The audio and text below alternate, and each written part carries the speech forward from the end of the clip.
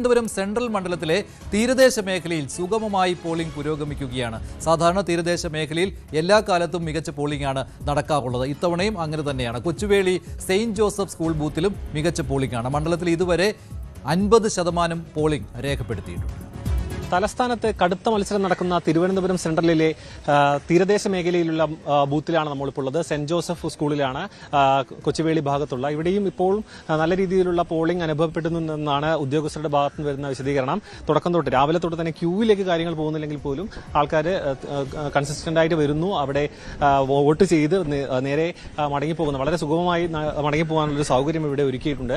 ഈ സ്കൂളിൽ മാത്രം 4 ബൂത്തുകളായിട്ടാണുള്ളത്. 4 ബൂത്തുകളിലടക്കം 800 വോട്ടർമാർ ഇവിടെ വോട്ട് രേഖപ്പെടുത്താനായി എത്തേണ്ടതുണ്ട്. 800 വോട്ടർമാർക്ക് വേണ്ടിയാണ് ഇവിടെ സൗകര്യങ്ങൾ സജ്ജീകരിച്ചിട്ടുള്ളത്. രാവിലെ തൊട്ട് തന്നെ നല്ല രീതിയിലുള്ള വോട്ടിംഗ് തീരദേശ മേഖലയിൽ അടക്കമുണ്ട്. നമുക്കറിയാം, തിരുവനന്തപുരം സെൻട്രലിൽ നല്ല രീതിയിലുള്ള മത്സരം നടക്കുന്ന ത്രികോണ മത്സരം നടക്കുന്ന മണ്ഡലങ്ങളിൽ ഒന്നാണ്. അതിൽ തീരദേശ ഭാഗത്തെ വോട്ട് അതിന് വലിയ പ്രാധാന്യമുണ്ട്. അതുകൊണ്ട് തന്നെ ഈ മേഖലയിലെ നല്ല പോളിംഗ് അത് വിജയത്തെ ഏത് രീതിയിൽ ബാധിക്കുമെന്ന് മുന്നണികൾ വിലയിരുത്തിക്കൊണ്ടിരിക്കുകയാണ്.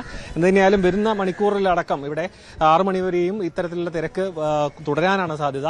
എന്തെങ്കിലും തീരദേശ മേഖലയിൽ തിരുവനന്തപുരം ജില്ലയിൽ തന്നെ നല്ല രീതിയിലുള്ള വോട്ടിംഗ് രേഖപ്പെടുത്തുന്നുണ്ട്.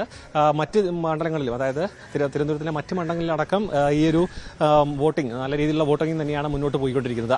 ക്യാമറാമാൻ വിനോദിനോടൊപ്പം സാരംഗ് സുധാകരൻ, ന്യൂസ് 18 തിരുവനന്തപുരം. കൂടുതൽ വാർത്തകൾക്ക് news 18 Keralam YouTube channel subscribe ചെയ്യുക.